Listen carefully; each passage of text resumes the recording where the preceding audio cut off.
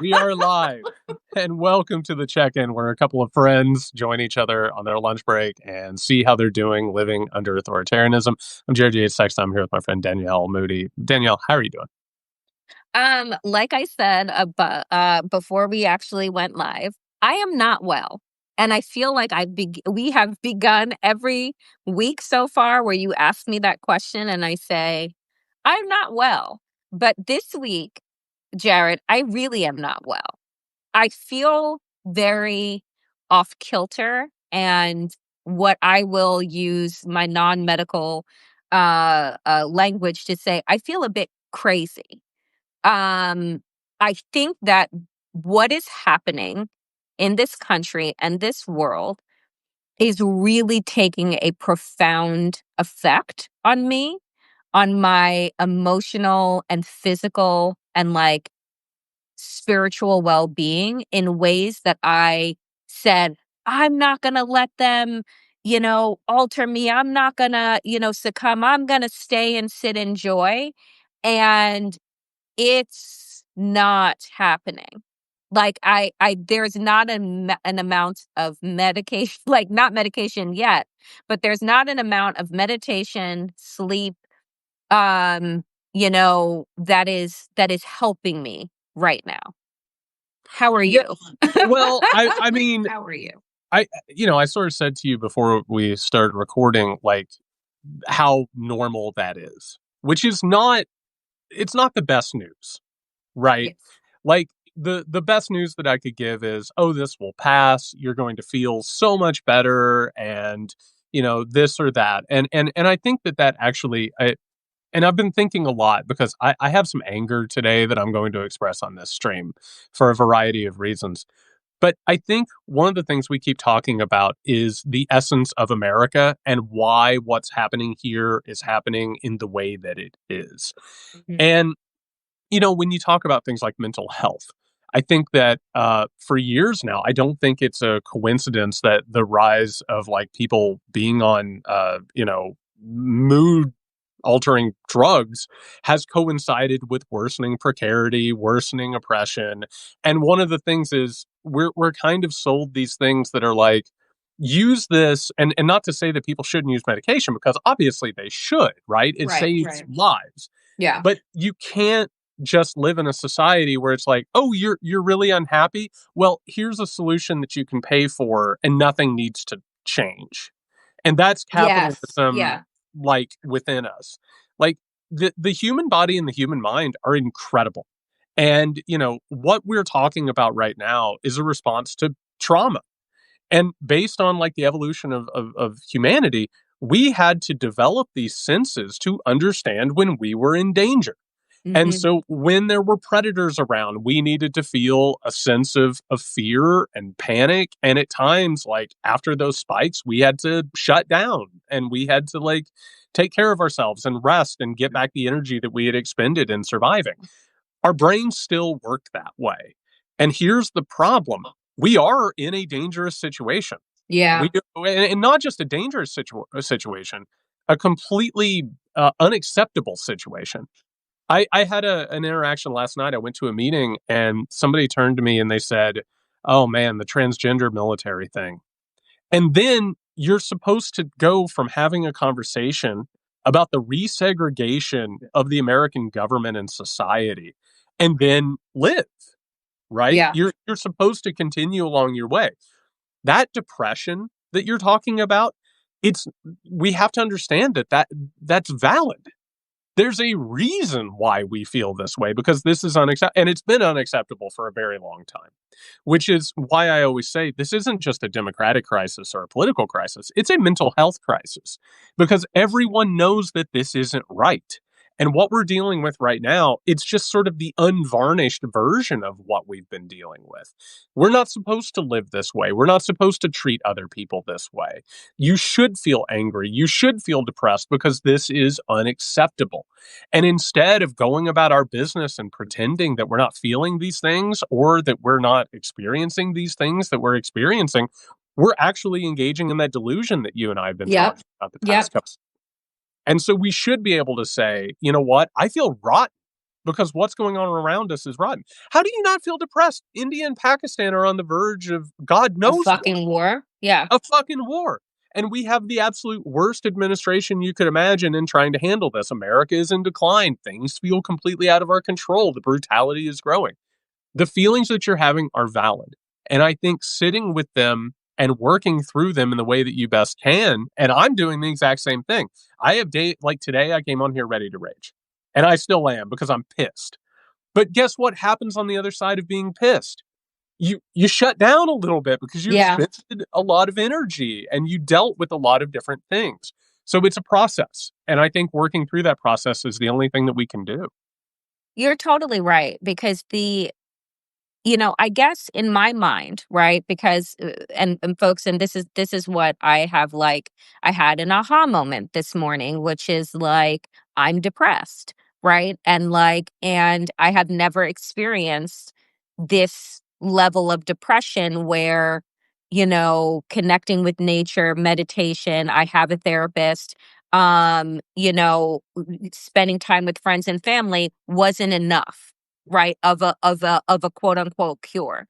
That, like, the heaviness that I'm feeling, the each like I mean I will say I woke up multiple times this week in tears, like Yep. literally opened up my eyes to my alarm and just started crying, and I'm like, this is not okay.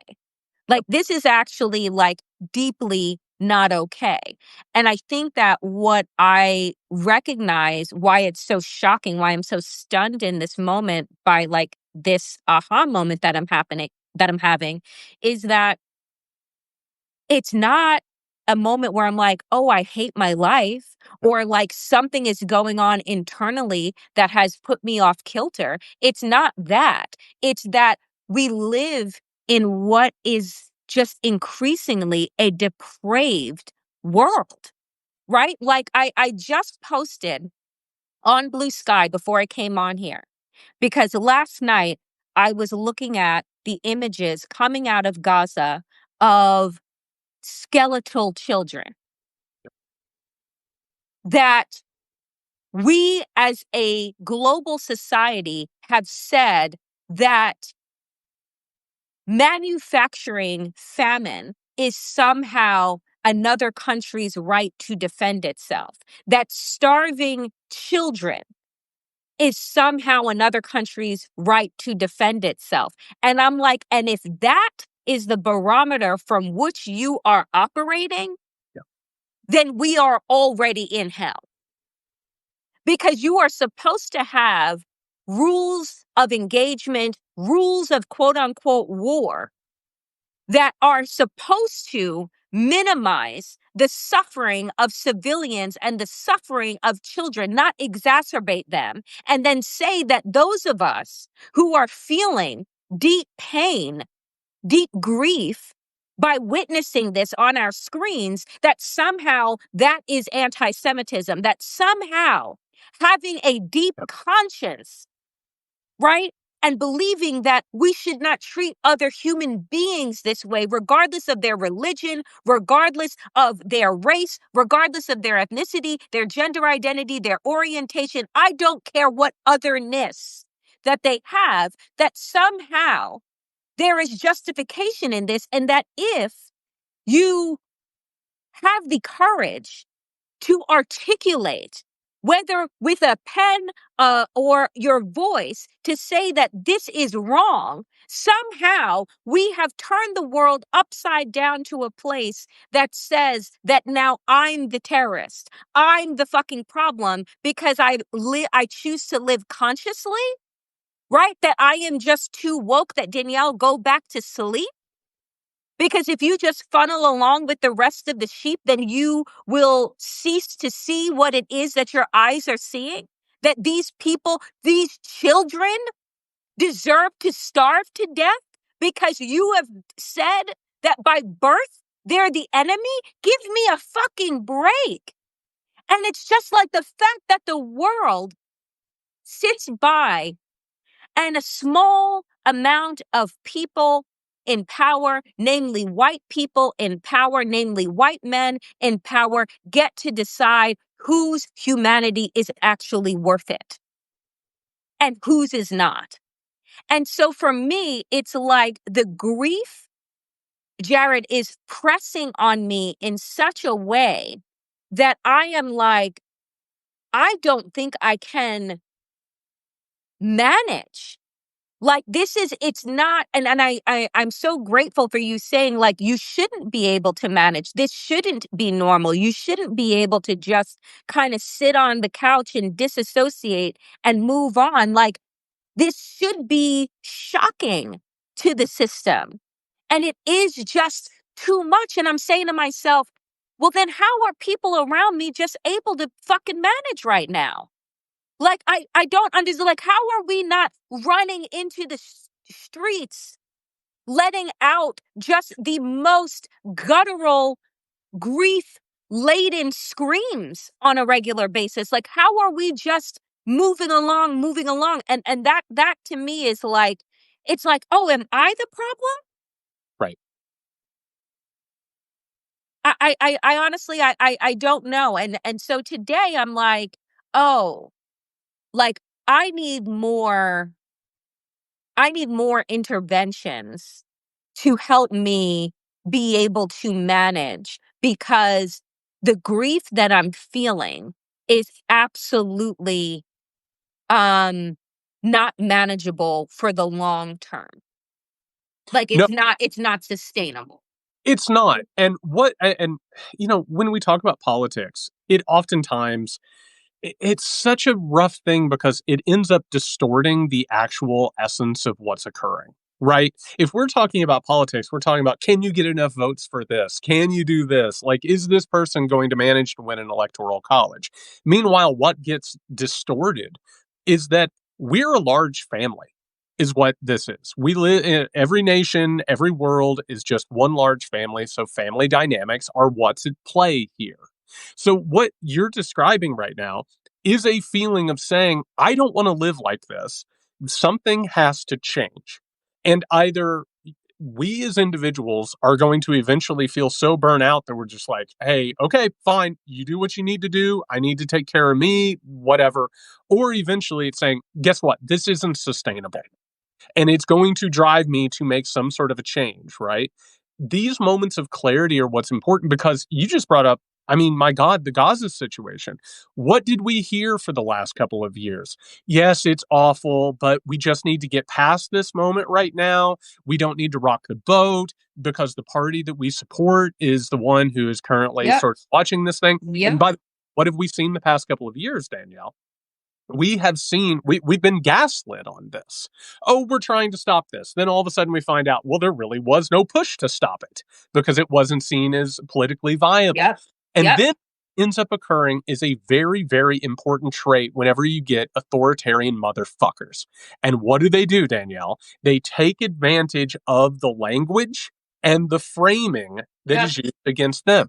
It's not a shock that the anti Semitic far right is accusing their opponents of anti Semitism. They figured out all of the different components, including the use of anti Semitism, the idea of racism, which they have now twisted into reverse racism for the entire purpose of their agenda. And what ends up happening is that the abuser takes in the things that are being said that are damaging. Yep. And much like capitalism, it absorbs it and regurgitates it as something to help themselves. So, what is actually occurring right now, Danielle, is you are not just being gaslit by this administration. You are being gaslit by the entire political structure, the entire capitalistic structure, the entire culture. And at some point or another, these things are inescapable, right? If an individual is doing this to you, you can move away from that individual. You can make decisions with agency. If a family is doing this to you, you can move away from that family. It's painful. It hurts. It's incredibly uncomfortable, but you live in a society that is currently being conducted in that way. These things are not okay. It's not okay that children are being killed and that innocent people are being killed. And this isn't the first time. No. It just so happens that we now live in an accelerated age in which these things are readily available for us to see. If the proliferation of social media and cell phones would have been as ever present during the war on terror, the things that we would have seen from that time period would have led to this feeling as well. It just so happened that that occurred at a time, and we got glimpses of it. We saw Abu Ghraib. We saw still photos of it. What would have happened if we would have gotten instant videos of that? Right? We would have felt very, very similarly. It just so happens that the things that we've been living under are much more ever present now. And so each of us has a choice, which is, will we engage with this thing and say, guess what? This is fucking odious. And I don't want anything to do with this. And on top of it, I have a responsibility to make this stop. But to go down to the individual level, which is what you're talking about, in organizing and trying to get together these movements and solidarity movements, we also need to be honest about it.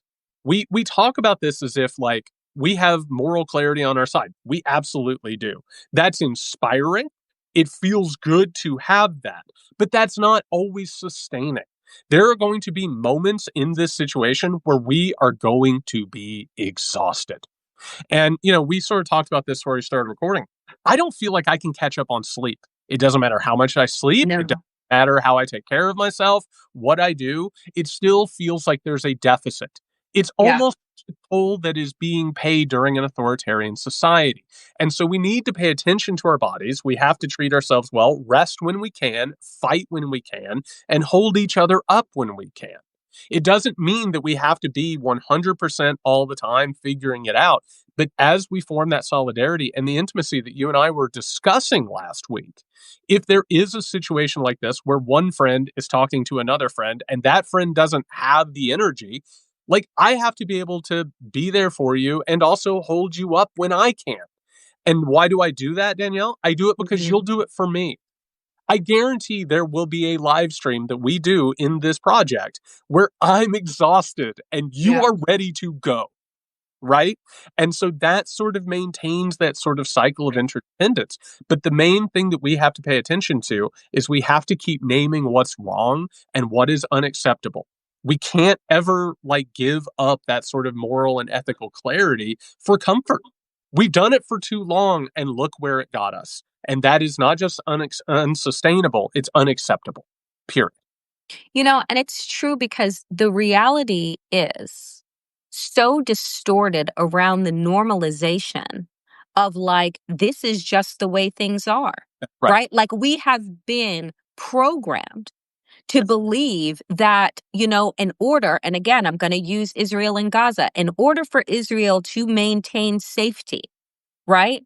That they need to maintain and expand this oppressive state.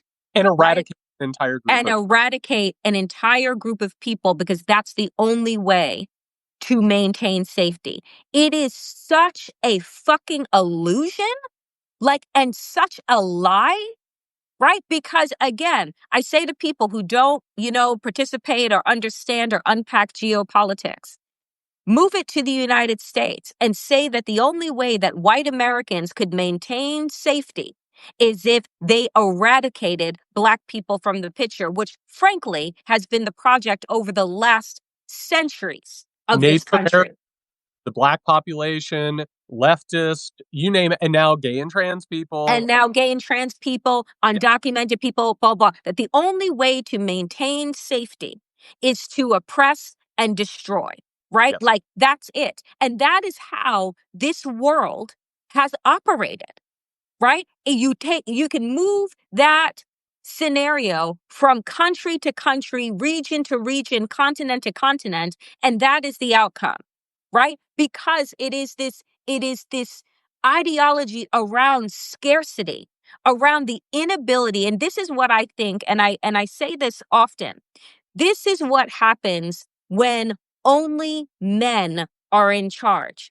There is no, I swear to you, because there is not a community-minded collective thinking here. It is every man for themselves. So the ones with the most weapons, the ones that are the most depraved, those are who will survive. And it is this survivalist scarcity mentality that has been normalized, right?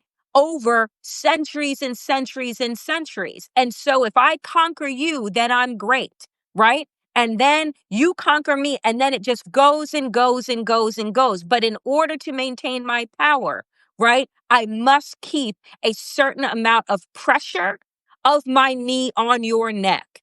Right. And so I look around and I'm saying to myself, because when I went to Israel and Palestine for the very first time and the only time that I went in 2015, and when I went there, I was so ignorant 10 years ago in believing that if only people knew and could see the comparisons of apartheid South Africa and Jim Crow America, then they would understand that, like, this has to end, that this is never going to end well, right? That like this type of system will never end well for anyone. And I said, oh, but only if people knew. Lo and behold, everyone fucking knew.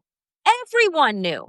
But they did a handshake deal and said, let's all pretend. Because if we don't, right, then we're going to be named as anti-Semites. Then we're going to be named as and we're going to be seen as not caring about the safety and security of the Jewish people.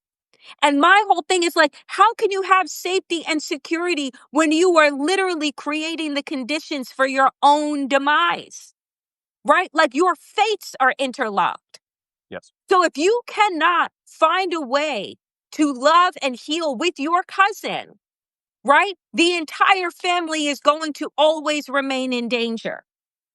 To use your family like ideology, like if you cannot understand, right, in this country, that white and Black Americans, that our fates are interlocked, and that if white America does not deal with the grief and the hole that they have allowed to grow because of the depravity and the grotesque nature of racism, that you will never feel safe. You will never be secure, right?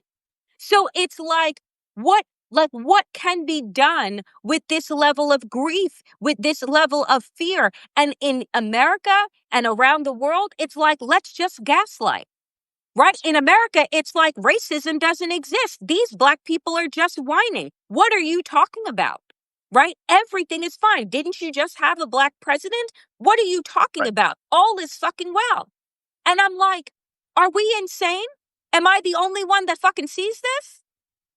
Well, and by the way, I think the main reason, and America is in decline because it gave birth to this new thing. That's the whole point. That's why a lot of this is happening and why people are freaking out the way they are. I think the main component of America has been that gaslighting mythology. One of the Yes. major components from the very beginning was to say that we are a land of people who are free and equal, and meanwhile, it's built on chattel slavery. Meanwhile, it's built on oppression, it's built on authoritarian, hidden authoritarianism. Our structures were created to have the veneer of democracy, but actually still have control. And since the post war, what have we seen? America has become more and more authoritarian while meanwhile telling everybody we're benevolent. We are all about freedom and liberty and all of that. And it's that ability to do both things that is the inherent essence of all authoritarianism throughout history, and particularly white supremacy, which is the idea, hey, we might do some things sometimes that might feel bad, but I promise you we're doing it for you. Yeah. And the eventual result will be good. Please trust us. Yes, it might be ugly sometimes, but you don't have to look at that. Don't think about that.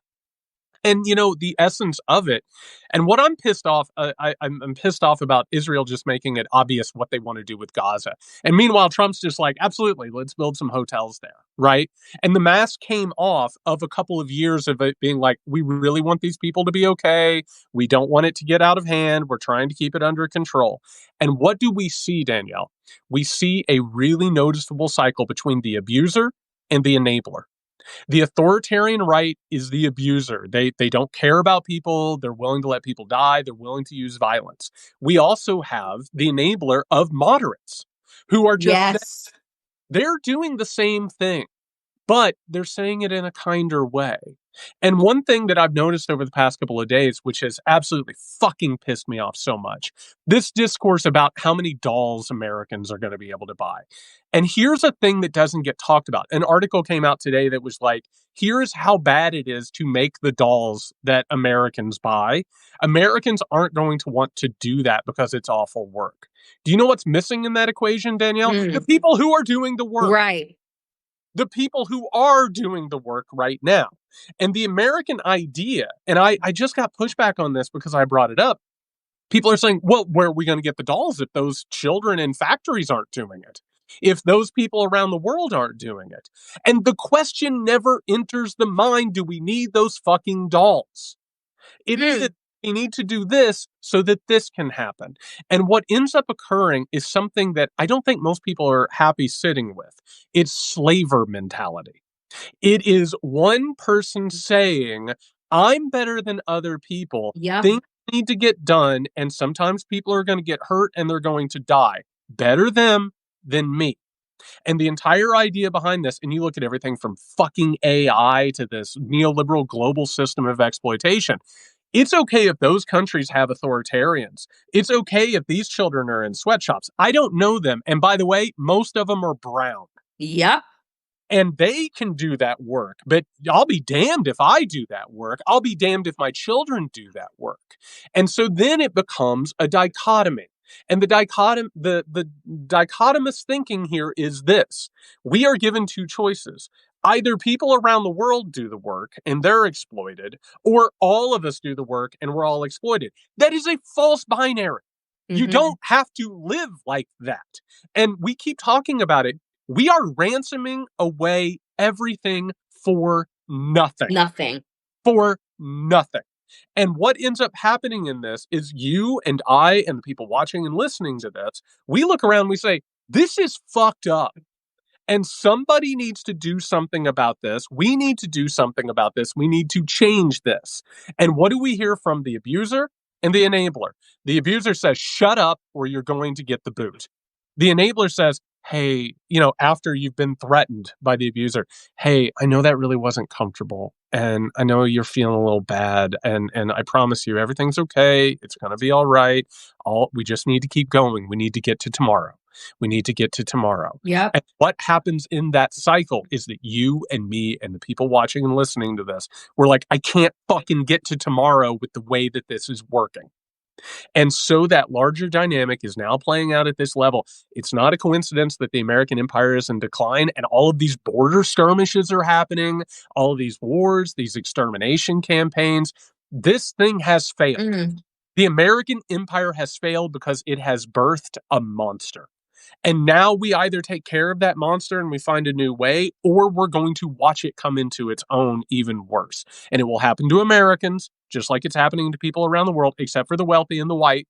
And it's a problem that we are going to have to solve, or else we know where this is going. And that craziness you're feeling is knowing with clarity what's wrong and wanting something to change and having to deal with the abuser and the enabler. And we are constantly having to deal with those people.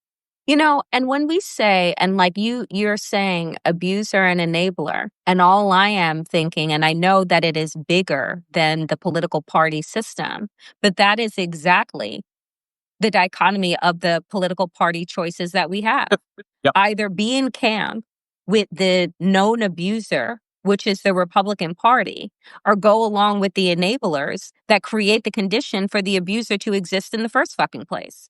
And then we're told that we are radical in our thinking to believe that all humans deserve dignity, respect, and the opportunity to self-actualize. Like, that is a crazy notion. To think that everyone existing and breathing, by virtue of just being born, has the right to dignity and respect is a radical notion. No, that at this point makes you almost a terrorist or a criminal. But it does, right? There are people that are sitting right now in detention, waiting on courts to say that you can be released, and then waiting on an administration that has no intention of releasing those people. Why? Because the thought about our collective humanity is in itself a crime. Right. against their project of annihilation. It is a crime to believe that all people are deserving. So if you create the conditions for scarcity, then I go along with your project because I don't want to feel the boot. And by the way, Danielle, I'm so glad that you phrased it like that. What is the main alternative agenda right now of the Democratic Party? Abundance. Guess what, motherfucker? We already have enough. We're not actually dealing with actual scarcity. No. No, we have enough. Yep. We don't have to create abundance. We have it. The problem is what we have has been hoarded by a group of people that are now doing this to us. And I think that needs to be pointed out every time there's this conversation. And by the way, something that we've watched over the past couple of years with a lot of frustration is, what do we hear from the rank and file of the Democratic Party? The base is the problem. They're too radical. They're too woke, talking about CRT, DEI. Maybe that's why we lost an election. Maybe this trans stuff is a little bit too far. Maybe we need to distance ourselves from that. It is a situation where the Democratic Party, we vote for them and we hope that they do something. Who is their main base, Danielle? It's the professional managerial class. It's the group of people who run the businesses and the corporations and the institutions that are all capitulating and collaborating with this shit. They don't want to lose their corporate billionaire donors. They're more than willing to chance us because we don't have another choice. And it's right. And it's exactly like what you see in a workplace where, and I'm sure that you've dealt with this. You and I have both had enough jobs. We've both had enough opportunities. How many times has the big bad corporation done something that's awful and indefensible, and a manager comes to us behind a door and is like, this sucks. I really don't like this. But our hands are kind of tied right now. Kind of have to do this. The abuser and the enabler. And it happens from the smallest level and it scales up to the very, very top. And it doesn't work. It does not work. And it makes you crazy. It makes you fucking crazy. And that's, and honestly, like, that is where I find myself right now, which is we are recognizing. And to me, I talk about COVID as one of like the great awakening moments. And why do I say that? Because it was a time when, while this very noticeable caste system that we've all lived inside of became ever present, right? Where you could not deny, if you were allowed to be in the house and have your goods and services delivered to you, right? That you were in a different caste than those that were doing the delivering and literally putting their lives on the line so that you could remain protected in your bubble, right? And it was so present and it was experienced by all. And so naively, Jared, I thought that moment, this time, would be an opportunity for us to really like pull the curtains back and have a conversation about the kind of society that we have created, where those people that are delivering your packages, your food, ringing you up, are doing so not because they are being paid in such an exorbitant way that they're willing to take the risk. It's because we created the conditions for them to have no choice. They're desperate. Right? And so then you can look at those people and say, oh, well, they made a bunch of bad decisions. No, they didn't. You arrived at the place you did because of a mix of hard work and luck of your birth and where you are, this perceived middle class, right? And above.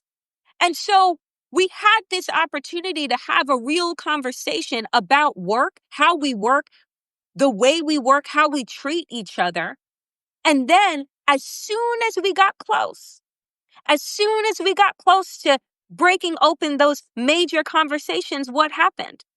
The politicization of that moment, and then the push to get people back to work the minute that vaccines came out. It was extraordinary. It was like this little window of time for people to be like, wait a minute, we don't have to live like this. We shouldn't have to be forced to live like this. Like, this actually isn't normal. And then poof, it was gone. And so I look now and I'm saying, again, another major collective moment when we are looking around and we are all experiencing what is happening under Trumpism, what has been happening, and how it is physically deteriorating us, how it is grating on our spirits and our soul, and how it is physically transforming us. And it isn't just this one person. It is the system that allowed and created this person, that allowed this to manifest. And so here we are. And I'm just like, I find myself, the question that I continue asking is, what is it going to take? Like, how much more despair do we have to see? How much more angst do we have to feel? How many more children need to die? How many more innocent people need to be deported? Like, where is not where is their bottom? Because they don't have one. Where is our bottom? And I don't know. I'm so glad that you brought up COVID, because I actually think, to take a look at what we're discussing, I think it is both revelatory in the way that that worked, but also there are hopeful elements to it. Like, the BLM movement of 2020 was one of the largest protest movements in the history of the world.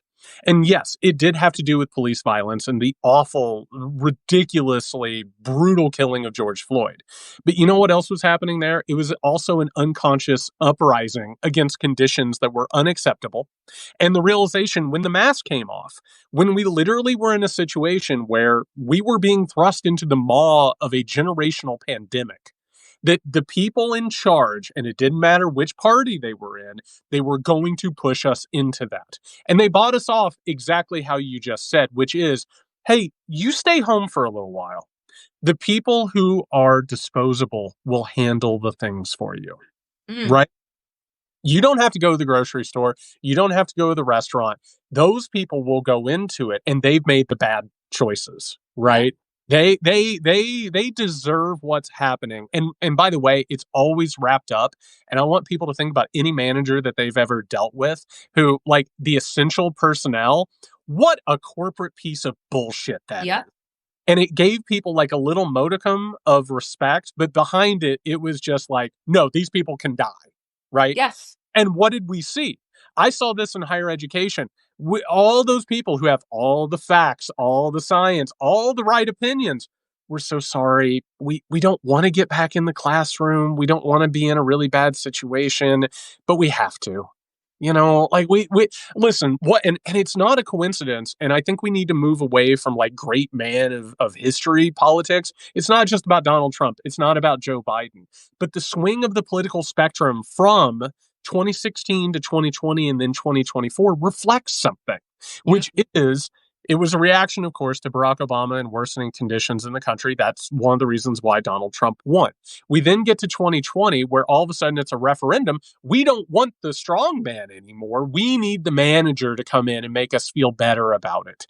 And because that happened, and what did we get fed for months and then months after the election? Everything's back to normal. America's back. We don't have to worry about this. It was like a releasing of the tension that was growing from everything from BLM to the authoritarianism of Trump 1. Then all of a sudden we get past it. The enabler gives the power back to the abuser. And you start watching these cycles play out. And the Mm, only way to actually move beyond this is to say, hey, guess what? These cycles don't work. yep. They're bad. And the cycles are bad and destructive. And I choose something else. I choose something else because I deserve better. You deserve better. Everyone deserves better.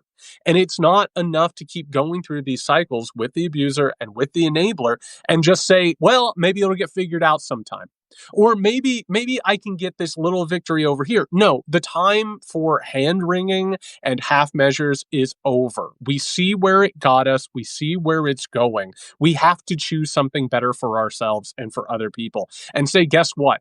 My life is as valuable as some child in some other country where I'll never go. I'll never meet this child who is currently putting together products that I get cheap. The problem isn't that I'm not going to get these products anymore. The problem is that the system created this in the first place. And we don't have to live like this. We have to give up that control and give up that privilege and start moving towards something that is safe and human and real. And quite frankly, we talked about this the other day. That's scary. Yeah. It's really frightening to risk what you have for something that is unknown. And that's why moderates are moving towards the right. That's why a lot of leadership is capitulating and collaborating, because it's much easier to continue and hope that things will get better despite all, evidence to the contrary. It's a lot scarier to risk it and figure out something better for everybody. It's not what we're taught in America. In fact, we're taught the exact opposite of it. That's the quintessential spirit of America is take care of yourself. Don't worry about what you're doing to others. And I think that we have to also, and again, I'll go back to the word grief and the trauma that we have been naming in this stream, is that we have to reckon with the fact that we are a part of the problem. Yes. That if we were not addicted to consumption, yes, in the way that we are, and in the way that it has equated to, making it, right? That if we weren't addicted to having all of the stuff that we were told will fill the void, right? Then little children wouldn't be working in factories to build the things that we want that we actually don't fucking need. And also, it doesn't fill the void.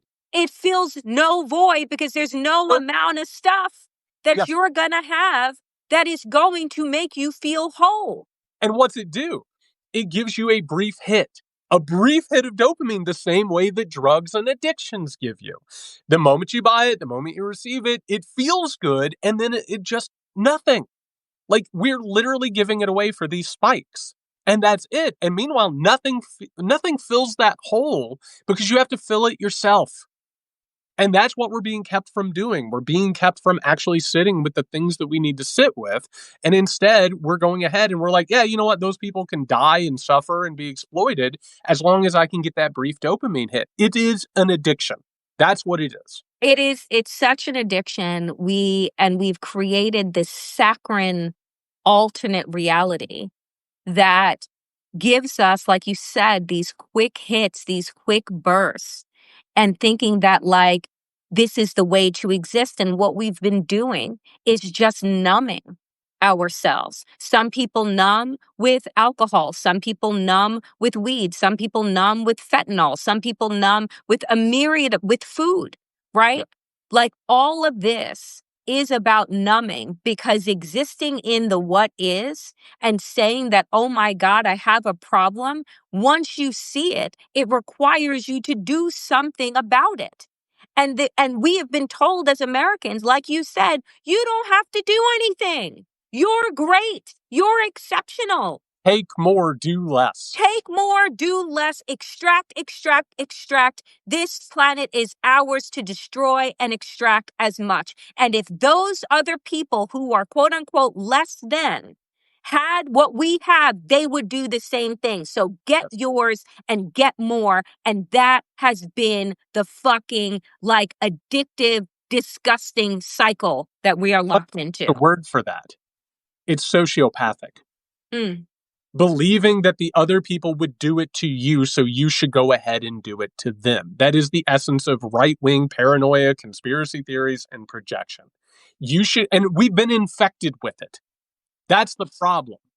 And we have gotten to the point, and just to go ahead and wrap this up, like what you just said about having a day where you're not feeling good, you don't feel like you can do what needs to happen. That's you sitting with yourself. That's you sitting in the discomfort of the moment. And the people that we're talking about, the abuser and the enabler of these situations, they can't do it. They can't do it. They have to get the quick hits. And it's not just purchasing things. It's not just drugs. It's not whatever coping mechanisms. There are so many that we can't even begin to list all of them. It also is aggrandizing yourself, creating a cult of personality around yourself, bragging about who you are, going and taking over other countries, not being able to sit with yourself. So you're killing people. You're slotting people into exploitation. You're doing things like taking fucking Greenland. right? You're trying to take over Canada because you can't actually sit with yourself. If you look at someone like Donald Trump, and he, at times we have to focus on him and at times unfocus because we have to look at the other conditions. Look at this person. Has Donald Trump for the last 50 to 60 years taken a moment of silence and reflection? Hell no. No. Everything that he does, and he is the essence. It's almost like when you get concentrated orange juice, you know what I mean, and you have to dilute it with water. Yeah. He is the concentration of the American ethos, which is consume, consume, consume, aggrandize, never think about yourself, surround yourself with the things that make you feel good, and never ever consider what you're doing to other people. And there is a reason why this motherfucker became president of the United States of America. It's because we failed. We got worse and we became more like him as a culture and as a nation and as a society. That's essentially what happened here. I mean, and I will say to folks that are watching right now and hopefully will watch later, is that the entire point of us doing this weekly stream is to take time to sit with how we are feeling and not just go into the next headline, the next topic, the next, thing to be it's actually to sit with, wow, I feel like shit. And this is actually getting worse. And how do we identify, right, these pains so that we can actually eventually do something about it? Well, and Danielle, how many conversations have you had with people in your life where someone across from you, maybe it's a lunch, maybe it's a meeting, maybe it's just an interaction, you ask, how are you? And the person's like, I'm not feeling great. And what happens when you hear that? There's an immediate discomfort. And you have to make a choice. And you make a choice of, well, I hope things get better. And then you move on. Right. Or say to the person, what's going on? You can talk about this. And we are incentivized not to. Right? Like what is Yeah. the most American thing? How are you? I'm good. How are you? I'm good. Keep it moving. Not even thinking about it. Keep going, keep going, keep going. Don't engage in conversations where you talk about the very actual reality of this. You have to be able to. And we have to start feeling that discomfort. We have to be able to sit with people and help them and also have them help us. Yeah. Because I mean, we are going through this together. And I think that what is helpful is recognizing that we are going through this together, that Yep. this is not an individual experience. And yet we've been taught that everything that is connected to success is about the individual success, is about the individual experience. And that has been a lie. That is one of the biggest lies, right?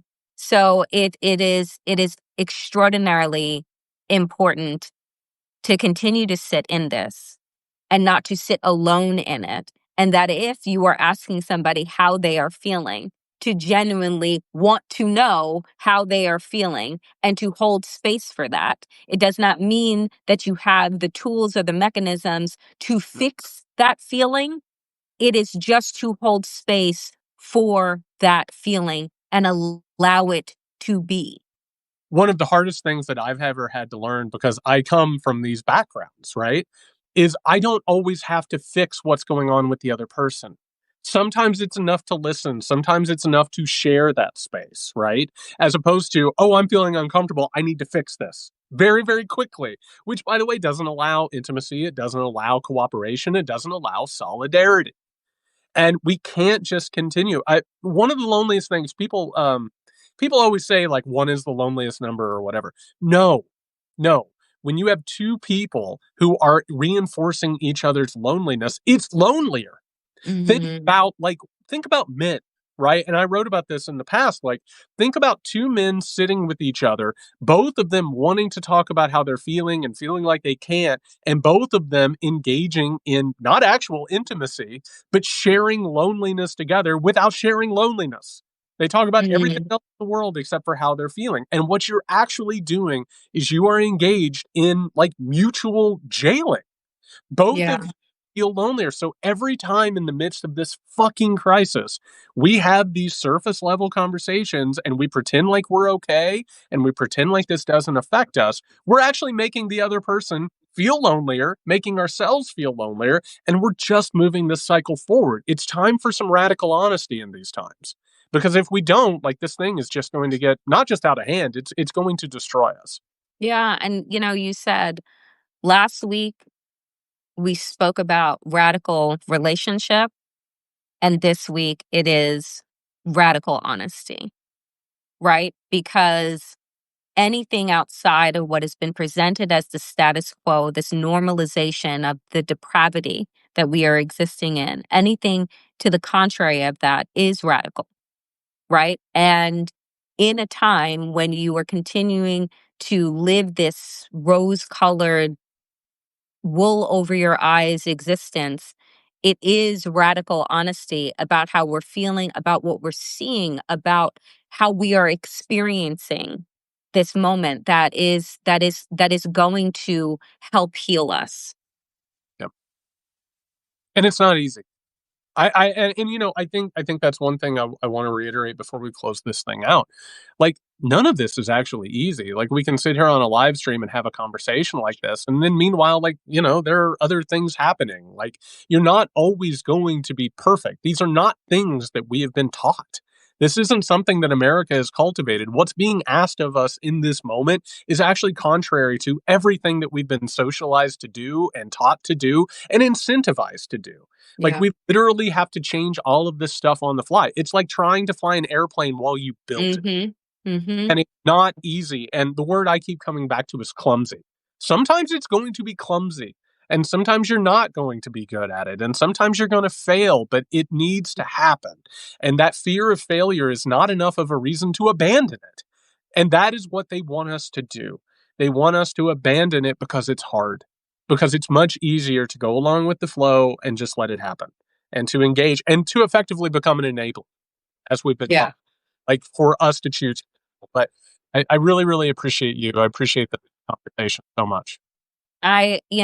Jared, like I say every week, you are literally one of my favorite people to be in conversation with. I find it so nourishing, so eye opening, so necessary. And so I'm glad that we can continue.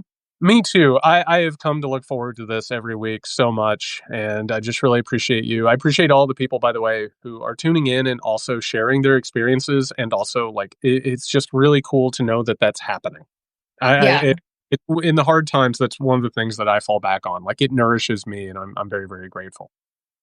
All right, friend. Well, we will pick this up again and check in again next week at 12 p.m. Eastern. We appreciate all of you for tuning in, and be well and You take too. care of yourselves.